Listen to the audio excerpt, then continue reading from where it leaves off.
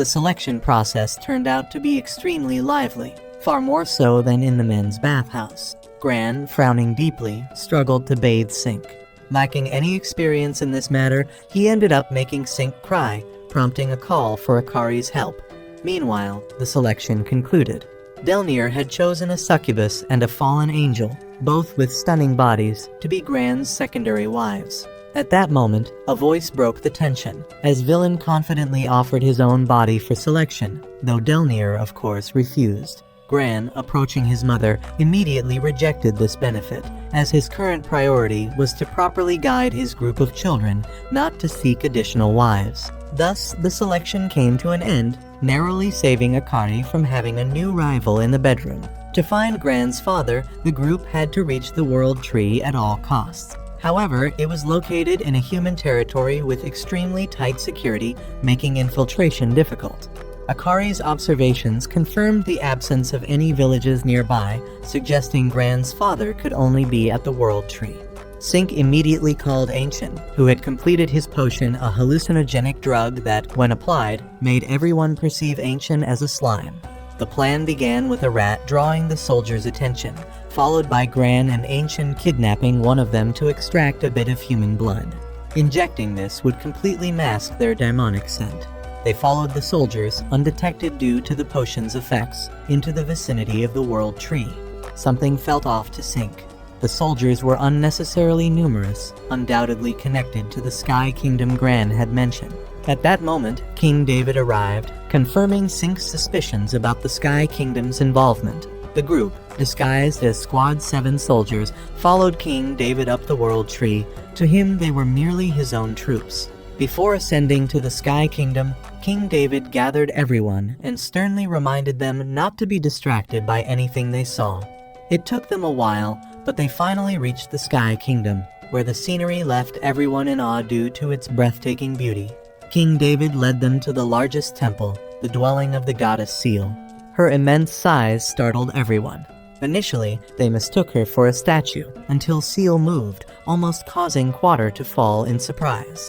Goddess Seal slowly opened her eyes and welcomed them to the land of light with a voice and demeanor of utmost gentleness, befitting a deity. King David quickly got to the point, seeking Goddess Seal's support for his cause. Naturally, she refused, as the people of the Sky Kingdom maintain neutrality, not aligning with any race. This infuriated King David, who argued that the demon Queen Delnir posed a grave threat to the world and must be stopped to prevent global destruction. At this moment, Queen Delnir, no longer in disguise, revealed herself and provocatively challenged King David. He reacted by drawing his sword and attacking her, but his blows carried no force. This was Goddess Seal's skill, neutralizing all power within her realm. In the Sky Kingdom, Seal forbade any form of battle. She then restrained both King David and Delnir to calm them down. Next, Goddess Seal turned to Akari, thanking her for accepting her role in this world. Regarding their quest to the World Tree, Seal acknowledged their search for Gran's father. She informed them of a space distortion at the tree's summit, suggesting Gran's father might be wandering in that distorted space. Regardless of the reason, Seal promised to assist them in their search. Sink seemed to want to say something, but with all skills nullified, Twa could no longer understand Sink's words. Delnir and King David were thrown into the same cell to prevent further trouble, but their confinement together only intensified their bitter rivalry, as they continued to argue fiercely even without their powers. Meanwhile, the Akari group had no choice but to search for Shinakairo. Despite their efforts to scour the World Tree, they found no trace of him, leading Ancient to suspect that he wasn't there. Seeing their struggle, Goddess Seal decided to lend a hand. She conjured adorable flying sheep, which Twa touched and realized were not real sheep, but incarnations of spirits. Nonetheless, these soft and convenient creatures would save them a lot of time in their search. The children joyfully thanked Goddess Seal. She then summoned Akari, aware of the prophecy that Akari would bear 10 children. She had already found 5 a challenge, and Seal, understanding Akari's feelings, decided to help them in this way. As a being who had lived for ages, Goddess Seal still saw Akari as a child. Sink desperately wanted to communicate something to his mother, but no one could understand him. Gran then voiced his confusion to the goddess. In his memory, Shinakairo wanted to find flowers, but Gran hadn't seen any flowers at all. According to legend, these flowers only bloom with love between humans and demons. Since the conflict between the two races had been ancient, it seemed impossible. Gran wondered if his father was searching for something non-existent, leaving everyone perplexed. Seeing their stress, Goddess Seal decided to arrange accommodations for them to rest. Later, Akari went to Delnir's cell, knowing she must be hungry, and brought her food. Initially hesitant, Delnir's growling stomach betrayed her, amusing Akari. She also offered a portion to King David, which slightly annoyed Delnir. Akari was unconcerned, as Goddess Seal had explained that the world tree's stamens only emerge when love between humans and demons forms, signaling an end to their conflict. Seizing the opportunity, King David began to reconsider his views on the demon race. In the meantime, Gran rushed to find Akari, worried because Sink had just been with him, but was now nowhere to be seen. Fearing for her son, Akari dashed outside, searching everywhere. She nearly fell in her haste, but Gran caught her in time. Gran tried to calm Akari, reassuring her that Sink, being a smart kid, was probably fine. Just then, Akari discovered a stamen of the world tree. Puzzled, she wondered if it bloomed due to her love for Gran. Sink then appeared, and Akari rushed to embrace her son. Sink handed something important to Gran. It was a pair of glasses. They quickly returned to inform Delnir. Recognizing them immediately, Delnir identified the glasses as Shinakairo's, found by Sink in the temple's dungeon. This was confusing, as Goddess Seal had claimed to know nothing of Shinakairo's whereabouts. Realizing they had been deceived by Goddess Seal, Delnir broke out of the cell in fury. They confronted the goddess in her chamber, where Sink, with his sharp wit, exposed her deceit. She had claimed to love peace, so why would she assist Akari, the mother of 10 future demon lords? Dropping her pretense, Goddess Seal revealed her true intention, to manipulate them for her own amusement. The peaceful reign in the Sky Kingdom had become boring, and the human-demon conflict was her source of entertainment. Declaring the end of her game, she attempted to capture everyone. The once cute sheep turned vicious, chasing them down. Protecting Akari, Gran got caught. In this dire moment, Akari saw a world tree flower and knelt, praying for a miracle. Miraculously, her belly grew, and the 6th child was born. Goddess Seal remained indifferent, confident in her ability to nullify magic, but her power had no effect on the 6th child. Gran urged Akari to flee, vowing to hold off the goddess. Suddenly, a flash of light blinded Akari, and when she opened her eyes, she found herself in a new, unfamiliar world, her old world.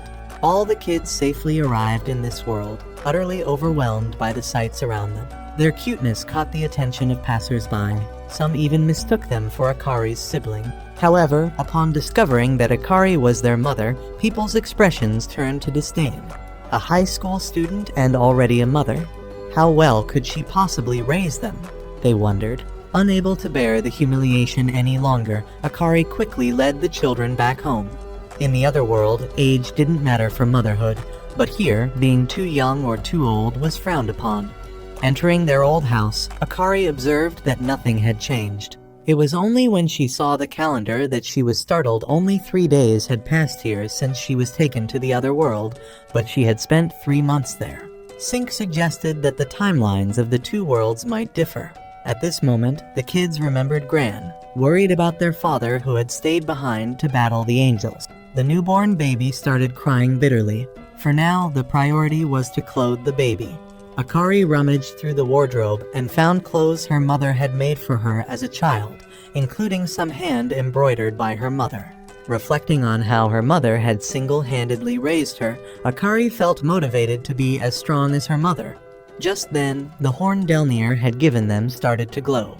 Akari, filled with excitement, reassured the kids that their father, the most powerful demon king, would be all right. More importantly, Delnir's horn glowing indicated that their grandfather was somewhere in this world. 6, the 6th child who had just been born, needed a name, and Akari decided to call her 6. Once named, the group of children excitedly ran outside to search for their grandfather. Twa used her ability to communicate with animals to gather information, but to no avail. Quater was fascinated by the architecture of this world, recreating the buildings in the sandbox to the amazement of onlookers, and followed various scents. Sink headed straight for a bookstore, and each child explored a different place, making it impossible for Akari to keep track of them all. It wasn't until late evening that she managed to gather all the children and bring them home, by which time they were all sleepy. Before going to bed, Akari insisted that Quater take a bath first, as she was covered in sand from playing. However, Quater stubbornly refused and began to cry, and soon the other children joined in, crying from hunger. Feeling utterly helpless, Akari retreated to the bathroom, sobbing uncontrollably. She doubted her ability to be as strong as her mother had been. As she cried, she noticed Six standing at her feet. Bending down to pick up the child, Six surprisingly spoke, comforting Akari, saying she was the best mother. The other children, who had been standing outside the bathroom, realized their mistake in making Akari cry. Reluctantly, they all jumped into the bathtub, even though they didn't like the idea. Despite the cramped space, it was incredibly warm and comforting. Akari hugged her children tightly, promising herself to overcome any difficulties for their sake. At that moment, Akari felt that her children had grown older. Even Six had learned to speak so quickly, which puzzled her. Sink explained that time in this world moved faster than in other worlds. A day here was equivalent to a month in the demon world, which explained the children's rapid growth. Suddenly, Delnier's horn reacted, flying towards the TV and transmitting a signal. On the screen appeared a middle-aged man, Shinakairo, the very person Akari was searching for. They had now confirmed Shinakairo's location. The horn then flew up and formed an eye in the sky. Though it couldn't speak, its expression urged them to find Shinakairo immediately. According to the TV broadcast, Shinakairo had just won an award and had forgotten most of his past memories. Akari, unsure of how to approach him now, sought Shink's advice. After some thought, Shink decided they should try to meet Shinakairo at the TV station by participating in a children's show there, and was eager to participate in the challenge, but she looked too old now to be in kindergarten, leaving only Sink, Quater, and Twa eligible to join. While Akari was taking care of Six on the sidelines, the film crew couldn't resist the little girl's cuteness and flocked to play with her. Akari tried to remain calm, but inside she was so happy she wanted to jump for joy. Initially, she thought living here with the kids would be tough, but now things seemed different. Seeing her child so adored by everyone made the filming go smoothly. After the shoot, the crew gifted each child a toy of their choice. Six immediately picked a nurse's kit, which made Akari wonder if it related to her daughter's skills. After filming, it was time to get back to their main task, finding Shinakairo. However, they had no idea where he was. Just then, Delnier's horn took off, signaling them to follow. It knew where Shinakairo was and flew straight into the coffee cup he was holding. Akari and the children hurried after it. When asked who they were, the kids unhesitatingly called him their grandfather. Akari looked up at Shinakairo and recognized him as Gran's father. He looked just like him. Shinakairo, observing Akari, remarked that despite her youth, she emanated the aura of a mature woman and would surely be a great mother. This unexpected compliment surprised everyone. Despite being Gran's father, Shinakairo's personality differed greatly from his son's. At that moment, Du spoke up to remind Shinakairo, but what they said was true. He really was the grandfather of these children. Shinakairo pulled Akari aside into a room, willing to listen to her story. After hearing her out, he became convinced of his theory. There indeed was another world parallel to this one, where he was the father of a demon king. Shinakairo couldn't recall any details about this, so returning to that world was impossible for him. Akari felt frustrated, thinking he wanted to abandon his child. Shinakairo countered, saying if he really had a child, by now the child would be grown up, and parents can't protect their children forever. He then excused himself to leave, and Akari was at a loss for how to reasonably persuade him otherwise. His recording session was underway, and despite claiming indifference, he couldn't help but ponder over these matters while seated in front of the camera. Suddenly, an accident occurred. A light fixture from the ceiling fell directly onto his seat, severely injuring Shinakairo. Everyone around was deeply concerned, rushing to his aid. As Shinakairo lay there, observing them, he reflected on how he had been without a family for so long. These people were all strangers to him. This thought was abruptly disrupted when Akari and the children arrived, with Akari boldly declaring herself as his kin in front of everyone. This revelation took him by surprise, and it was this moment that made Shinakairo feel the warmth of a family. His injuries were worsening, and the group was at a loss. Then little Six spoke up, expressing her desire to treat her grandfather's wounds. Six asked for an Andeos's help to remove the glass shards from his body. The sight of blood and injury caused a stir among the bystanders, but the children were undeterred. Sink demanded everyone to back off, giving Six the space to treat Shinakairo. Akari was initially anxious, doubting Six's ability, but Six's confident smile reassured her, leading her to trust her child. To treat the wounds, Six needed tools, and at that moment, Delnir's horn transformed into the necessary equipment. With her powers, Six eased Shinakairo's pain as she meticulously removed the glass fragment. Sink, intently observing the process, was struck by the peculiarity of Six's abilities. She possessed the holy power to heal wounds, a power improbable for the offspring of a demon king. What was the truth behind her powers? After removing the shards, Six proceeded to stitch up Shinakairo's wounds. Sink realized that it wasn't holy power, but the power of knowledge that Six wielded. Her true ability was that of a surgical doctor. Moments later, Shinakairo's wounds were completely healed, leaving no trace of the stitches, astonishing everyone present. The next day, Shinakairo was woken by loud noises the kids playing. Seeing him awake, Akari hurriedly explained everything that had happened. The day after Six had successfully treated him, an ambulance arrived, and he was taken to the hospital. There, it was confirmed that he was no longer in any danger, allowing him to return home. Watching the children running around his house brought a smile to Shinakairo's face, never having imagined his home could be so lively. Suddenly, he felt an odd discomfort in his chest, only to discover Delnir's horn, which had been lying dormant inside him. Akari quickly explained that it was his wife's horn, and holding it in his hand, Shinakairo was surprised to learn his wife had a horn, a beautifully formed one at that. He humorously concluded that his wife must be very beautiful, which made the horn bashfully jab him before leaving. Akari then asked Shinakairo once again if he had reconsidered the idea of searching for his wife and child. She empathized with his feelings about venturing into a different world, as she had experienced similar circumstances herself. She believed it was fate to live a new life with one's family and hoped Shinakairo wouldn't miss out on this opportunity. At that moment, the doorbell rang. A woman, having heard of Six's healing abilities, had come seeking help for a sick relative. Six was sure to agree, but as they opened the door, a group led by a director burst in. He had witnessed Six's healing of Shinakairo, and was eager to capture her extraordinary talents on film before she became more renowned.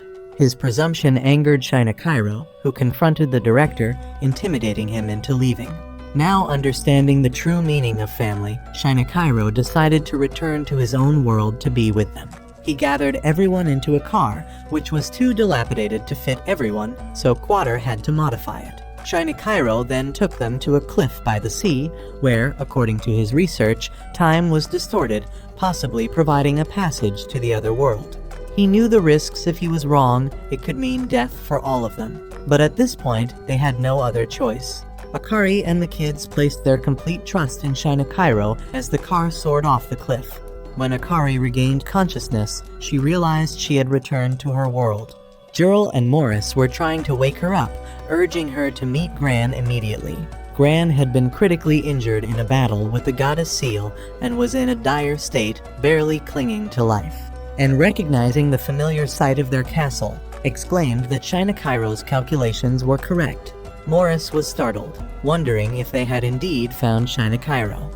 The group quickly introduced him to everyone. Shinakairo, short on time, requested to be taken to his wife and son immediately. They hurried to Gran's room, where they heard the voices of demons trying to prevent Delnir from doing something. Albert stepped out of the room, his expression grave, unable to muster a smile at the sight of Akari. He warned her to brace herself for the horrifying state Gran was in. Akari and the children rushed into the room to find Gran in a terrible condition, his limbs severed. Akari, in shock, approached her husband, refusing to believe this could be real. Jurel recounted the events during their absence. Gran had tried to stop the goddess seal, but without his magical abilities, he was no match for her, leading to this tragic defeat. At the critical moment, Albert arrived, but too late to help. Next to Gran lay Queen Delnir, equally devastated.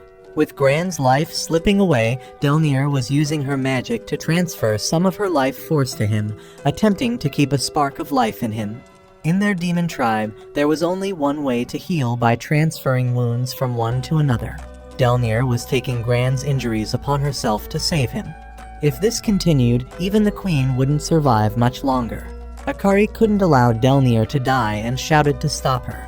Initially, Delnir paid no heed, but when Shinakairo spoke up, she paused. Although Shinakairo couldn't yet remember Delnir and Gran, he recognized a mother's sacrifice for her son and insisted Delnir shouldn't bear everything alone. Shinakairo approached Gran to assess his condition.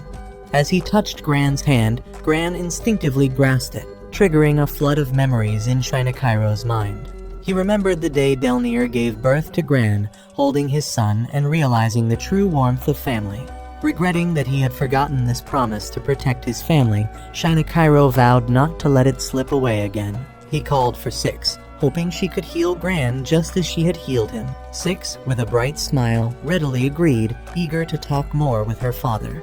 Shinakairo then spoke to Morris, expressing the desire for the entire demon tribe to aid in Gran's healing, as it was their only way to heal by transferring wounds from one individual to another.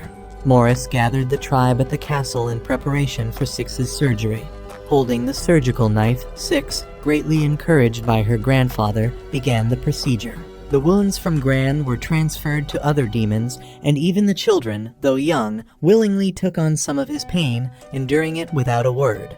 The surgery was tense, but eventually it was completed, and all that was left was for Gran to awaken. Akari leaned close to Gran, whispering that the prophecy foretold the birth of 10 children, and they only had 6 so far, so she wouldn't allow him to die. Gran awakened to the joy of everyone around.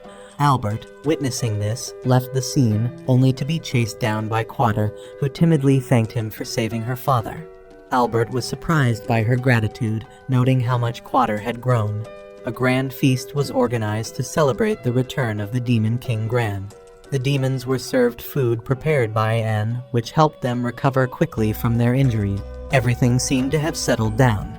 Akari noticed Gran sitting quietly next to Shinakairo, both seemingly too shy to converse. When Gran stood up and left first, Akari found it unacceptable that, even after finding his father, Gran would behave this way. Witnessing the awkward situation, Soldat suddenly had an idea. Perhaps Gran was at a loss for words with his father because it had been so long. If Gran could be turned back into a child, he might open up about his true feelings. Akari, agreeing with this perfect idea, hurried to get a potion from Ancient. In her haste, she accidentally spilled it on both Gran and Villa. But instead of turning them into children, the potion transformed them into teenagers. Akari urged Gran to go find his father, but Gran flatly denied having a father, and Villa supported him, proclaiming Gran as the strongest demon king born from darkness. They both left together, with Akari's attempts to stop Gran proving futile. Gran's rude behavior irked Shinakairo. When Shinakairo tried to remind Gran, Gran retorted harshly. Deep down, Gran knew Shinakairo was his father, but refused to acknowledge him, considering him a betrayer of him and his mother. Gran and Villa then rode away on a dragon. Shinakairo sighed deeply, understanding Gran's anger given his past actions towards Gran and Delnir. Delnir hadn't left her room since the previous day, making Shinakairo feel out of place. Akari quickly dismissed Shinakairo's doubts, insisting that only he could reopen Gran's heart. She, along with the kids, led Shinakairo to find Gran. Under a tree, Shinakairo apologized to Gran for everything he had done, hoping Gran would give him another chance to be his father. This made Gran laugh, agreeing to give Shinakairo a chance if he was truly committed. Gran pointed to a flower on a cliffside and challenged Shinakairo to retrieve it. Shinakairo accepted and began calculating his steps, undeterred by the risk. Akari and the children watched anxiously, knowing one wrong move could be disastrous for Shinakairo. As predicted, a sudden gust of wind caused Shinakairo to lose his balance and fall off the cliff. Gran immediately flew down to save Shinakairo. In that moment, Shinakairo embraced his son, using his own body to cushion Gran's fall. In his hand was the flower Gran had requested, fulfilling the challenge. Despite feeling a bit embarrassed, Gran was deeply moved by Shinakairo's actions. Suddenly, Soldat appeared with a potion in hand, but stumbled and spilled it on Gran, transforming him into a child. Seeing Shinakairo, young Gran immediately hugged his father, crying profusely, admitting his deep longing for him. This touching scene moved Akari and the children, reaffirming their belief in the beauty of family, with Akari resolving to stay with her children forever. Taking advantage of the time while Gran was still a child, Shinakairo spent time playing with him. Akari's children, seeing this, also demanded her to play with them, but managing all 6 was a challenge. Young Gran reminded his father that they should return to the castle as their mother might be waiting. This reminded Akari of Queen Delnir, who had secluded herself for days, hoping she was all right. At that moment, Delnir appeared in a magnificent dress, the same one Akari wore when she gave birth to Quater and Trois. The dress was stunning, surprising everyone.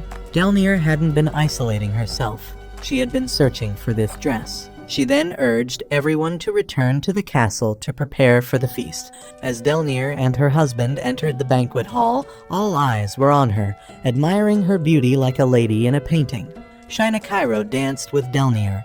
Despite his faded memories, his dance steps were smooth, which slightly annoyed Delnir, who wanted to step on his foot in frustration. Shinakairo then dipped Delnir low, looking into her eyes to apologize for his past actions, feeling foolish for forgetting such a beautiful wife. Delnir struggled to contain her joy. Shinakairo then knelt down, holding her hand, asking to love her anew. Delnir, unable to maintain her facade any longer, playfully asked whether Gran would prefer a brother or sister. After the dance, Delnir and Shinakairo left the hall together. Delnir, before leaving, made sure to thank Akari for bringing her husband back and handed her a key, allowing her access to her secret place for one day only. Gran recognized the key immediately. It was to the clock tower, a place only Queen Delnir had access to, and even he had never been there. Excited, Gran invited Akari to explore it with him. Akari left the children in Albert's care and went to the tower with Gran. Inside, they found a beautiful room with a bed from which they could gaze at the sky. Gran suspected his mother often came here to make wishes. He encouraged Akari to make a wish too, and she prayed for her children's happiness and for a joyful life with Gran. As the potion's effects wore off, Gran pinned Akari down on the bed, fulfilling a long-held desire to make her a happy wife, leading to a romantic evening together. The next morning, Akari woke up bashful next to Gran, realizing she had lost her virginity. Their moment was interrupted by the noise of the children, prompting them to hurriedly dress and join the family for a cheerful moment on the bed. Days later, Akari frequently felt nauseous during meals, initially thinking it was just weakness. However, when Six examined Gran and then turned to Akari with a gleam in her eye, she joyfully announced that Akari was pregnant.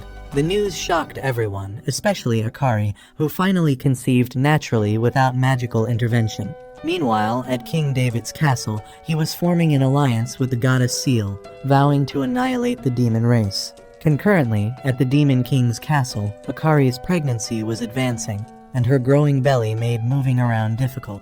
Everyone worried she might trip and fall during her walks, so they all took turns taking extra care of her.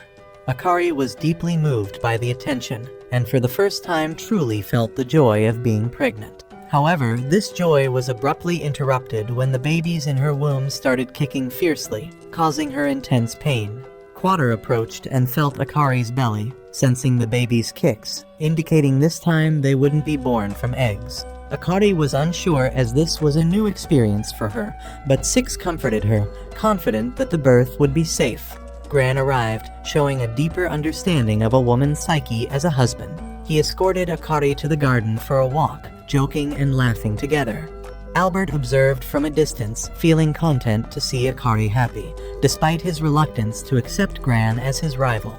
Then he noticed Quater watching him. Quater suggested, rather than watching others, Albert should help her build a crib for the baby.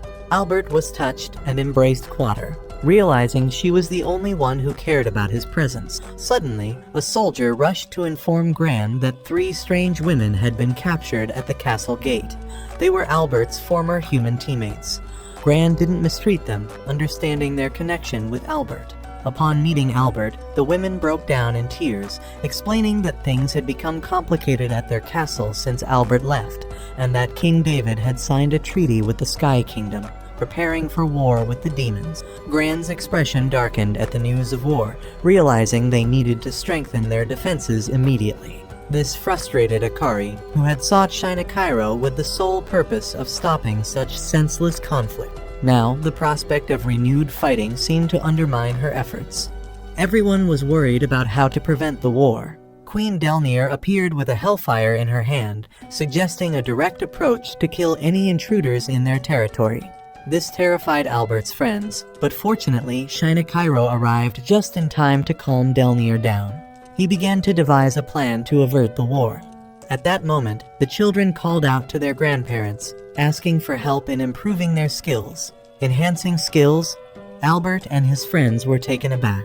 The idea of a disaster child strong enough to defeat 100,000 human soldiers was surprising. If they really join the battle, humanity will suffer immensely significant losses. But contrary to what they think, these kids want to enhance their skills solely to protect their mother. This realization instantly dissipated the thoughts in Albert and his friends' minds. All ran to Ancient, asking him to teach her about the herbs that can be cooked. Du sought Albert's help in learning swordsmanship, while Quater wanted Soldat to show him the types of ore for building houses. Toi asked everyone about different animals, and Sink pleaded with his grandfather to teach him knowledge. Delnir, feeling a bit slighted for being left out, finally saw all the children gather around, asking for his help in controlling the demonic blood within them. At long last, Delnir, with a broad smile, agreed to their request. Gran and Akari witnessed all of this. Before he realized, those kids had grown up. It was a mistake for him to still cling to his old war instincts, and he turned to apologize to Akari. Just then, Akari experienced severe abdominal pain. It was time for her to give birth, and this time, she delivered triplets, 1 boy and 2 girls. The 3 children were born healthy, but taking care of them became incredibly busy. Akari never imagined she would have triplets. Feeding them was extremely difficult since she only had 2 breasts. Jiril and Morris, standing behind, continuously babbled, annoying Akari to the point of sending them away. Seeing his mother struggling, and ran to help. But how? Only Akari could feed them. Then, and had an idea, she transformed Delnir's horn into a milk bottle, drawing milk from Akari's breast to feed the little ones. When they fell asleep, the slimes helped Akari, their bodies softer than any cushion, ensuring the babies wouldn't wake up. Finally, there were people who could really help her, bringing Akari to tears of joy. Seeing Akari's hardship, Eurus couldn't stay indifferent. He rushed over, asking to take care of one of the babies. Eurus picked up a baby and approached Albert, pretending they were a couple with a newborn. Albert immediately played along with the child. Seeing this, Sophia and Vanilla grew jealous. They couldn't let Eurus enjoy all the benefits, so they too rushed over, insisting on taking care of a baby. Gran finally appeared, discussing with the demons of his clan how to prevent the human invasion. He assured Akari to focus on taking care of the children while he handled the rest. Seeing his adorable children, Gran smiled and promised Akari that he would ensure they lived a peaceful life, away from the ravages of war. It was a relief to see Gran understanding the gravity of the situation. However, at night, when everyone was deep in sleep, Akari's mind was troubled with thoughts. How to stop the invasion? If the human army attacked, she doubted her strength to protect the children. Trying to calm herself, worried about falling into depression, Akari decided to cheer herself up with a packet of late-night snacks. As she sneaked out, she spotted a woman in a white dress passing by. The woman looked so unfamiliar that Akari followed her, but soon lost track. All she saw at the end of the path was a painting. Suddenly, the painting glanced at Akari, startling her into a loud scream. Hearing her scream, Gran and Shina Cairo hurried to check. Akari pointed at the painting, accusing it of housing a demon that scared her. A demon controlling a painting? Gran, even as the Demon King, had never heard of such a thing.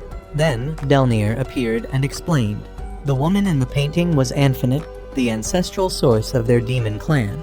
About 10,000 years ago, she was betrayed by humans during peace negotiations, impaled, and burned to death. Her lingering resentment might still be wandering around the demon castle. Shinekairo dismissed it as unscientific, suggesting Akari's hallucination might be due to exhaustion. Gran and Shinekairo decided to help Akari with the twins so she could rest. Lying in bed, Akari wondered if it was really a hallucination. Suddenly, a head appeared on the ceiling, causing her to scream loudly again. She was too scared to sleep all night. After hearing her story, the children decided to help their mother with this matter. It was time to test their skills. Twa summoned all the castle's mice for gathering intelligence. He quickly noticed a brick with a lower temperature than normal, sure sign of a ghost hiding there, and rushed forward, a vial of potion in hand designed to nullify any skills, and threw it at the wall. Sure enough, the ghost appeared, but it seemed unaffected, indicating it might actually be a real ghost. Then it was Dua's turn. Death fears holy power and fire, so when he swung his sword at the ghost, it fled. After all that had happened, Sync confirmed it. This was indeed Anfinite, whom their grandmother had mentioned. Anfinite had a great fear of fire. Once discovered, Anfinite stopped hiding and called out Akari's name, scaring her into immediate flight. Gran flew into the sky with the mother and children, but Anfinite followed. Just then, Quater appeared with a newly invented gun. A single shot shattered Anfinite's soul. Just when they thought it was over, little Noof opened her eyes and touched the soul fragments, immediately causing Anfinite to reappear before them. This time, however, she wasn't frightening. Noof had summoned her, possessing the ability to communicate with spirits. Anfinite revealed her mission as a guide for the demon clan. But before she could explain further, dawn broke. Ghosts can only speak at night, so she vanished, promising to return that evening. At that moment, Gran spotted numerous celestial armies advancing towards the castle. The humans had indeed attacked the demon clan. Was war inevitable? Akari burst into tears. Noof then proposed something to Anfinite. Their bodies glowed, and Anfinite's spirit entered Noof's body. Thanks to Noof's skill, Anfinite no longer needed to hide from the sunlight. She used her powers to create a strong barrier around the castle.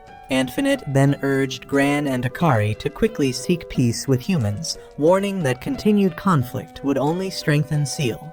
The human army couldn't breach the demon castle and reported back to Seal, who recognized Anfinite's power in the barrier. Back with Gran, Anfinite began recounting the story of the goddess Seal, who had existed for about 10,000 years. Originally a mere spirit like Noof, Anfinite turned to Albert and confessed that during her life, she had loved a hero much like him. Thanks to this, a peace treaty between the two races was about to be signed, but it all turned futile due to Seal's deceit.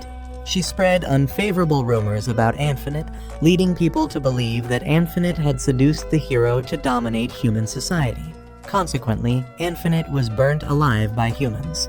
The negative emotions emitted by humans became Seal's source of strength. Absorbing these emotions made Seal increasingly powerful, while weakening humans and demons alike. Upon hearing this, Sync realized the solution. If peace was established between the two races, Seal would lose all her power without any bloodshed. This was everything Anfinite wanted to convey. After making them understand, she disappeared, returning the body to Little Noof. A meeting was convened to find a way to avert war. Each person, one by one, presented their ideas. Jurl suggested forcing a blood agreement. Albert proposed showing goodwill through gifts, and Soldat thought of bribing them with lots of money. Their arguing became chaotic, frustrating Gran, who scolded them all. He had decided on a plan. Alone, Gran would enter the human kingdom with his gift. Akari, watching Gran's stern face, worried for everyone. With such a grim expression, she feared he might scare people away instead of presenting a gift. The children, now present, noticed Akari's concern and immediately asked if she had any plans. Obviously, she didn't. Politics were not her forte. Standing beside the children, Akari realized how much they had grown, almost taller than her. How could they grow so fast? Just a few weeks ago, they were still drinking her milk. The three little ones then cheerfully ran over, their cuteness overwhelming Akari. Only when you have grown children, she thought, do you truly appreciate the cuteness of kids. Eurus and his friends had rushed over breathless. Sepp started drawing on the floor, Hewitt sang beautifully, and Noof always played with spirits. Despite their uniqueness, Akari eagerly anticipated the capabilities of these kids. Seeing the kids grow up so fast and become so capable, Eurus began to doubt if Akari had really given birth to them, which greatly annoyed her. This was a declaration of challenge to her. At that moment, Akari remembered the times she spent with her mother, often talking about TV idols while her mother was immersed in foreign opera artists. An idea sparked in Akari's mind. She ran into the meeting room and announced to everyone that the key to peace was combining entertainment and communication. Sink immediately grasped his mother's idea. They knew that approaching the tribe directly for peace would surely fail. So instead, Sink felt they should conceal their identities and gradually get closer to them. He quickly formulated a plan, selecting friendly and suitable individuals for this mission. Gran was a bit worried about letting his young ones enter the human world, but Sink's plans had never gone wrong, so he had to agree. Sink's plan was to create an amusement park. Thanks to Vanilla's magic, everyone's identities were perfectly concealed. Now they could freely talk and play with the locals, each displaying their unique talents in turn, performing mesmerizing acts like animal taming and knife throwing, which excited the citizen. But at the peak of the fun, the faces of everyone turned ashen. It was due to the arrival of angels who came to investigate the identity of this circus troupe. In this community, they knew everything about everyone, from their identities and jobs to daily habits, and watched them 247. Akari now understood what Eurus had said. Living under such surveillance, how could anyone thrive? But what to do now? If they fought the angels, their identities would be immediately exposed. At that moment, a singing voice arose. It was little Hewitt, singing the national anthem of the capital. Her clear voice echoed throughout the circus tent, immediately bringing the citizens to tears. They realized their dignity couldn't be trampled like this. Losing their negative emotions, the angels also lost their strength. They were taken aback by Hewitt's power. Surely, Hewitt was a threat to the goddess Seal and must be eliminated immediately. They lunged towards Hewitt with scissors, but the people stood in their way.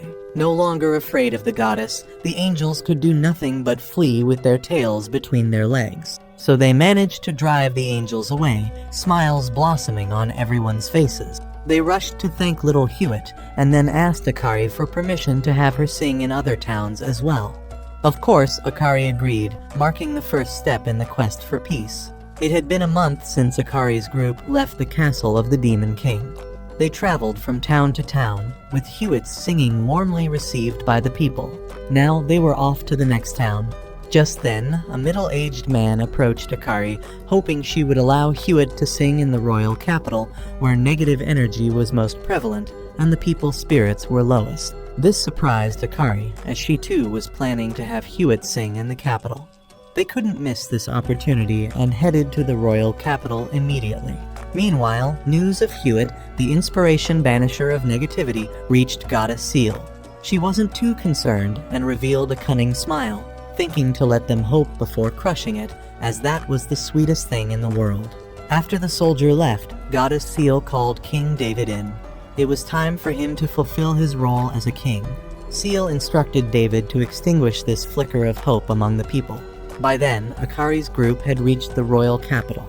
Angels swarmed the skies, all eyes and ears of Seal.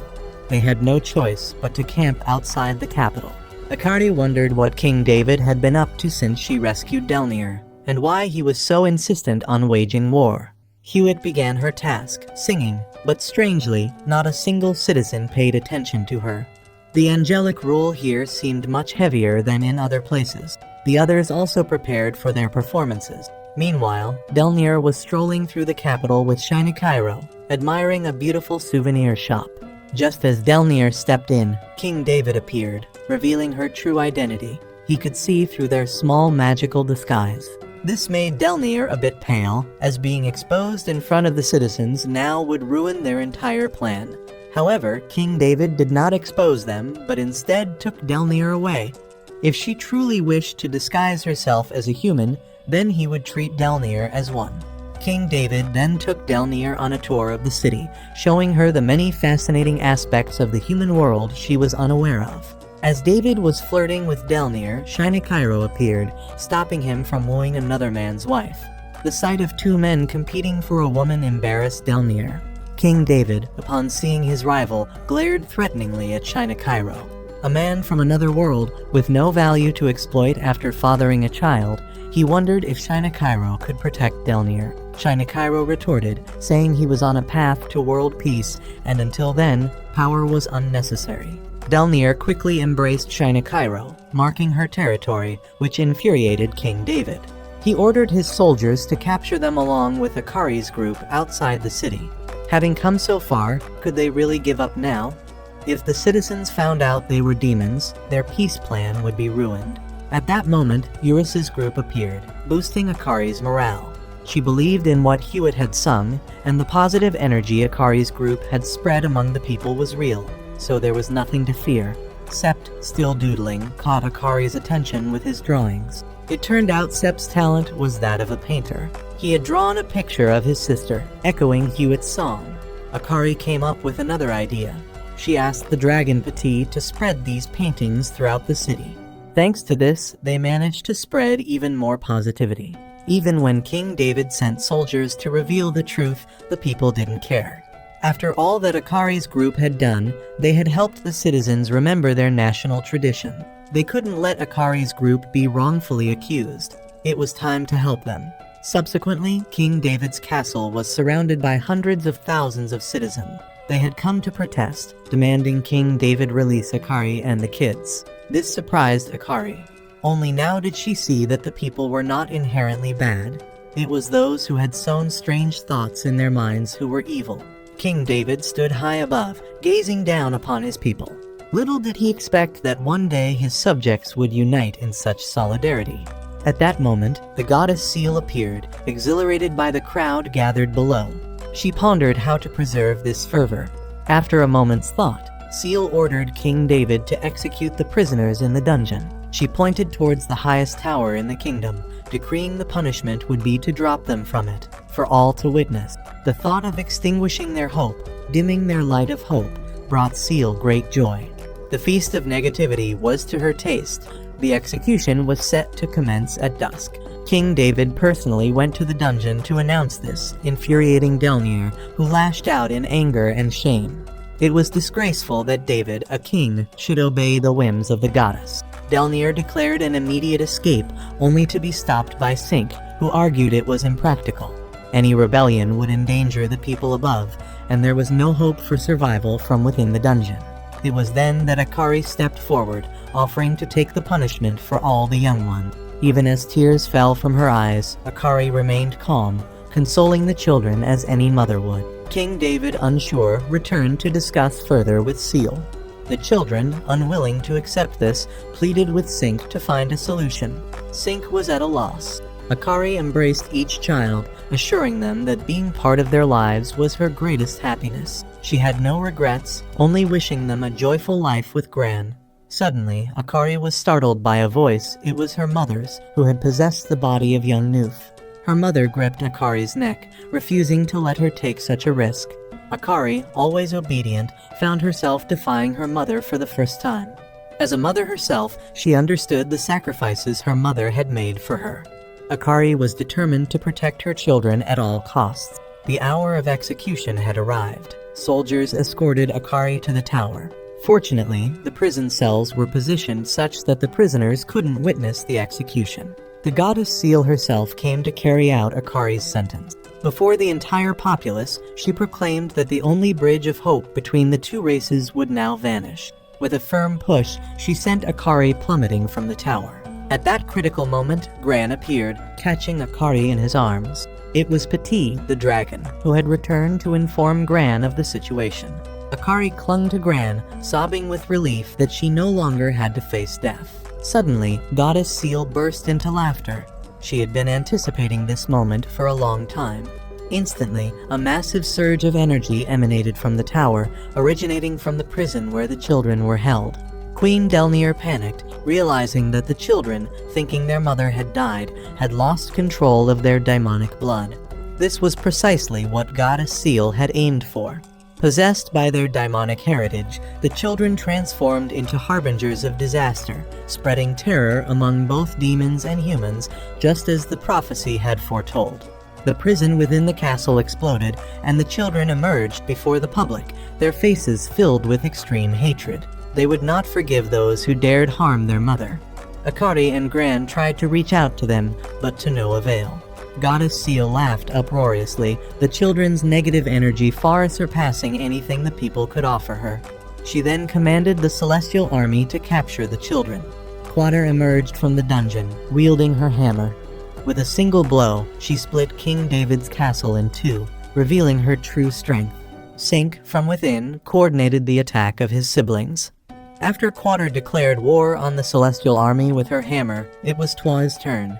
With his ability to communicate with animals, now amplified by his demonic blood, Twa could manipulate the soldiers' shields. Then came Dew, who controlled his knives to attack everyone in sight. They were too powerful. There was no chance for those facing these children. The situation was rapidly deteriorating. Delnir wanted to stop the children immediately. If left unchecked, the demonic blood would completely overtake them, and they would lose all reason, turning only to slaughter. All the children could use their skills for attack, except for little Un, whose talent lay in cooking. What would she do now? At that moment, under Sink's command, and emerged. She raised her hand to the sky, creating a dark whirlwind. This would be poison to all the people in the capital. As the citizens witnessed this, panic ensued. Meanwhile, Goddess Seal laughed uproariously, enjoying the rising tide of negative emotion. Even as Akari watched in shock, Seal seemed pleased, indifferent to the injuries of her own soldiers. How could Akari stop these children now? King David then spoke up. Working with Seal was one thing, but protecting his people was another. He ordered his soldiers to immediately form a defensive line. Just as he finished speaking, Gran and Akari arrived. As the father of the children, Gran decided to intervene personally. However, when he approached and Quater blocked his path, unhesitatingly swinging her hammer at him, they didn't even recognize their own father. Akari was in despair. How could she save these children now? Suddenly, Hewitt's singing voice rose, its purity merely reminding Anne of her mother. However, the demonic blood in Anne was still too strong, and she resisted Hewitt's singing. Akari immediately realized that Anne and the others were hesitating.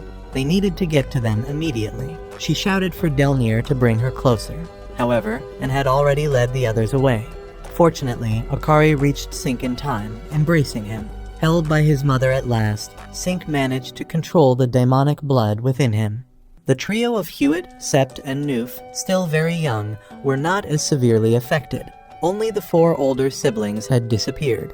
Akari hugged the remaining children tightly, promising to bring them back no matter the cost. Suddenly, a voice echoed from the sky. It was Albert, piloting a flying ship, urging everyone to board quickly before the Celestial Army encircled the area. Gran quickly ushered everyone onto the ship, and those who couldn't fly mounted Petite back. Once aboard the ship, Delnir was left agape in amazement. She had heard King David speak of this ship before, and indeed, it was as extraordinary as he had described. As they could simultaneously bathe and enjoy the stunning view, Delnir was eager to jump in, but was stopped by Shinakairo. He first wanted to know why Gran had arrived so quickly. It turned out Petite had brought a letter. Opening it, Delnir immediately recognized King David's handwriting. David had requested Gran to come to the rescue. But why would he do that, given they were enemies? Nevertheless, Delnir decided to enjoy the bath first, pulling all the women with her. Akari, however, was reluctant since her 4 children were still missing. Seeing her concern, Gran advised Akari to relax a bit. The 4 missing children were now the strongest demons in the world, and they would reunite soon. If they didn't rest now, they wouldn't last much longer. As everyone relaxed in the bath, Akari tightly embraced Six, encouraging her. Six showed a bravery that even surpassed Akari's. Contrasting with Six, Jirol was worried about how to bring the other children back. Then, Sink suddenly emerged from the water, startling everyone. Why was he in the women's bath? Akari quickly wrapped a towel around Sink, who then began to explain the legend of the 10 calamitous children, which had been passed down through generations. Sink was sure some exaggeration was involved in the story. If indeed these 10 children were a calamity, what should humanity do to prevent it? Eurus, upon hearing this, realized she too had never heard the end of that story. Delnir then spoke up, suggesting they should ask those who knew. Akari quickly turned to look at Noof. Most people from that era were gone, but fortunately, Noof could communicate with spirits. After the bath, they quickly informed Gran and began to have Noof summon ancient spirits. The first was Van, the second demon king, who upon possession laughed maniacally about conquering the world. Delnir, annoyed, forced him out of Noof. Next was a weak former hero, and finally, an old man. Upon possession, it seemed he was trying to say something, but the language was indecipherable to the group. Luckily, Vanilla had a translation spell and recognized it as an ancient language. Surely, he knew about the legend of the 10 calamitous children. Akari immediately approached the old man, asking for guidance. He pointed in a direction, and the group quickly understood and changed their flight path to follow his indication. They landed on a dense island and were led to a seemingly new stone slab. After guiding them, the old man disappeared. Vanilla rushed to translate the inscriptions on the stone, which contained the legend of the 10 calamitous children. She read aloud. It was a legacy from the past generation. The prophecy said that when a priestess from another world bore the demon king 10 children, the world would fall into disaster. However, only the first 9 children would be the calamity, while the 10th child would be the one to restrain them, turning the first 9 back into the hope for the world. Realizing the problem, they understood that the 10th child was key to bringing the others back. Jirol turned sharply to Akari and Gran, demanding they produce the 10th child immediately. Akari, annoyed, grabbed Jirol by the collar and retorted that childbirth was not as simple as just giving orders. It was painful and not to be taken lightly. Delnir then spoke up, not wanting Akari to bear all the responsibility alone. She suggested sharing the burden with Shinakairo. They already had Gran, and now only needed 9 more children to fulfill the prophecy. Delnir was eager to start with Shinakairo, leaving Akari speechless. Gran, empathizing with the pain of childbirth, suggested to Ancient to create a medicine that would allow him to bear a child himself, a bizarre request indeed. Akari, feeling overwhelmed, decided to bear the 10th child herself. There was one more line on the stone, instructing them to hold a wedding ceremony on the sacred island of Milieu, where the 10th child with absolute power would be born. But where was this island? None of them had heard of it before. Sink found a hidden map underground and quickly located the island, which was situated between the territories of demons and humans. The group hurried to the island. Upon their arrival, Quater and Toi appeared. With one swing of her hammer, Quater destroyed their flying ship. Luckily, they were saved by Petit, the dragon, who helped them all to safety. The situation didn't end there. Quater and Toi sought to annihilate everyone. Despite Akari's desperate calls, nothing seemed to affect them. She nearly got hit by Quater's hammer, but Albert intervened just in time, urging Akari to quickly head to the island. Gran stayed behind to deal with Toi, understanding Akari's distress, but knowing they had no choice but to focus on their primary mission.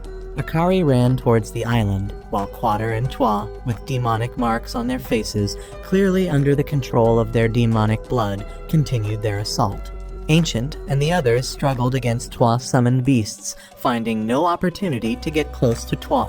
Albert, who had faced heroes and even Gran, found battling Quater especially challenging. She was indeed much stronger than Gran.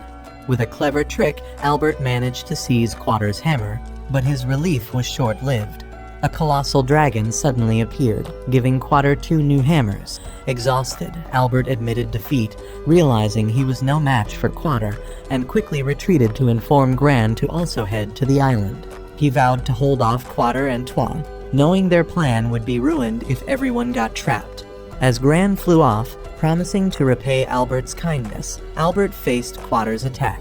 He jumped onto her hammer and touched her forehead, reminiscing about witnessing her growth from a small girl to a lady whose hands should not be used for destruction. Albert's words touched Quater's heart. Toi, attacking from behind, was stopped by Petit, the dragon and Toi childhood friend. Seeing Petit injured, Toi managed to control his demonic blood.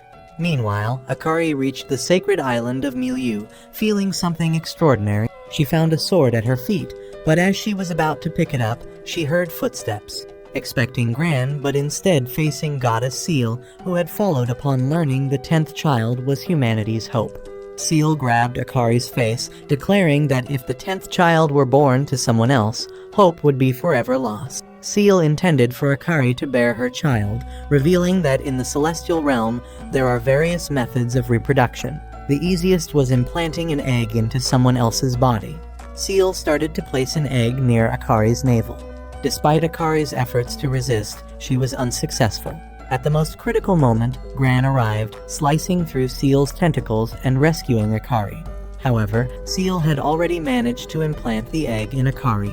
Laughing mockingly, she taunted Gran, declaring that Akari would now bear her child. Enraged, Gran attacked Seal, but suddenly stopped when a strange wind seemed to convey a message to him. He realized his role was not to defeat Seal, but to be there for Akari. Akari's belly grew rapidly, and she wept, not wanting to bear Seal's child. Gran embraced her, affirming that regardless of whether the child was his or not, his love for her would not change. As he finished speaking, a burst of light startled everyone. Seal immediately recognized it as the presence of the hero Van. Long ago, when Seal was still in her diminutive form, she had met Van, a man devoid of negative energy. Van had invited Seal to join his journey, and she had eagerly agreed, intrigued by the idea of bringing a hopeful person to despair. Together, they assisted both human and demon races. While with Van, Seal was always hungry, yet she also felt something else, a desire to truly live. But when Van became close to another woman, the demon queen Infinite, Seal, for the first time, emitted negative energy. Overcome with jealousy and unable to bear it, Seal spread malicious rumors about Infinite, leading to her being burned by humans. Despite losing his love, Van showed no despair. He collected Infinite's ashes and came to the Milieu Islands, where he buried her and summoned Seal to reveal his final wish. If he couldn't bring peace between humans and demons, he would leave his will for future generations. He then sealed all his power into a sword, never showing any signs of pessimism until the end. All that Seal desired had vanished, and she was engulfed in negativity, starving with an insatiable hunger. Her disappointment over losing Van could only be alleviated by satisfying these intense cravings, leading to her degeneration to this extent. Back in reality, the love between Gran and Akari managed to break the seal. With the power of the sword, they could remove Seal's egg from Akari's body. Together, Gran and Akari touched the sword, and immediately, the egg inside Akari was expelled. In that moment, as Gran passionately kissed Akari, she felt a warmth in her belly. This was what she truly desired. The 10th child, the bringer of hope, was safely born. Akari tightly embraces her 10th child, vowing to protect the little boy at all costs. In this serene moment, Seal's voice shatters the calm. She is immensely disappointed with Akari's inability to bear her a child. It seems there's no other way now. The child of hope has been born, and the only option left is a grim one to end its life. The time has come to confront Seal. Gran instructs Akari and the baby to step back while he confronts this madwoman. Seal launches her tentacles, which Gran swiftly severs, but the severed pieces transform into flying daggers, aiming straight for Akari and the baby. In panic and unsure of what to do, Akari suddenly jumps back, narrowly avoiding the attack, leaving Seal gaping in shock. Perhaps it was just luck. Seal decides to unleash a spell to send Akari's entire family to the grave together, a widespread electric shock. In this land, there's nowhere to hide. Akari again successfully dodges, advising Gran to plant his sword into the ground. The sword absorbs the electricity, safeguarding Akari's family. By now, Seal realizes the problem making such swift decisions in the face of utmost danger is the special ability of the 10th child. Albert's group arrives at the scene, along with Quater and Trois. Seeing these two kids makes Seal burst into laughter. Now she doesn't have to bother fighting Gran. She can let these children kill their own parents. The marks on the kids' faces grow larger, and according to Delnier, it seems that this transformation is triggered by the birth of the 10th child. Their daimonic blood becomes violent, only to be calmed by the death of the 10th child. As everyone is at a loss, Akari speaks up. She and the 10th child will confront Quater and Trois. Though not entirely confident, she hopes everyone will trust her. This surprises Gran. Akari is incredibly strong, even in the most dire situation. The 10th child is not the only hope everyone is. Akari taunts Quater and Trois, who combine their powers to launch a massive energy attack. Akari could dodge it, but a single hit would be fatal. So, holding the 10th child, she turns and flees. Quater and Trois continue their relentless assault, shaking the ground violently. Witnessing this chaos, Mrs. Delnier can't bear it anymore and wants to help Akari, but Gran stops her. He hopes Delnier can trust his wife. Akari runs until she reaches a dead end. Seal, laughing mockingly, declares that Akari has nowhere to run now. But unexpectedly, the ground where Akari stands cracks, causing her to fall slightly. The attack from Quater and Trois pierces through Akari's previous position, hitting Seal instead. Seal screams furiously, but it's all an act. Negative emotions are nourishment for her.